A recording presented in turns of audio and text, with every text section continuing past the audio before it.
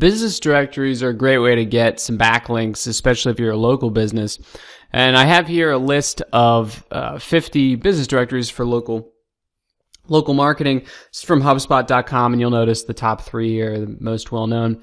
And you might have heard of the other ones as you've been searching for other local businesses. And the more times you have your business listed on these sites, for example, Kudzu, the better chance you have of coming up in a Google search. So with Kudzu, go to register.kudzu.com, and you can do a basic profile for free, and you just enter your information. Pretty simple process for most of these. Foursquare, you're probably familiar with.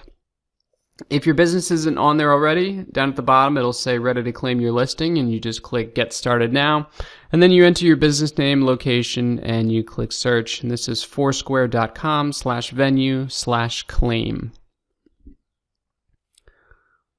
And this is Yahoo Small Business at smallbusiness.yahoo.com/local-listings, and this is from the list of 50 there. So you would just enter your information, your name, address, phone number, and zip, and then you do a scan. And this is kind of like a one-stop place for most of the major directories online, although you do have to pay for it. So what Yahoo does is it scans the web to see which sites you're already on and which sites could help you if you were on there, and then it'll submit your information for you to make sure that you have the same address, name, website, phone number on all of these sites, because that's important. You need to have consistency through these sites. You don't want a different phone number on one site, a different address on another site.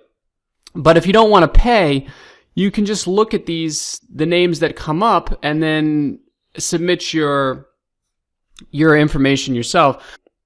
And now you're probably familiar with Google Places, but Bing also has bingplaces.com, and you would just go to the website, you click get started, and then just like you would do with Google Business, where you get to add your website or your business to the map.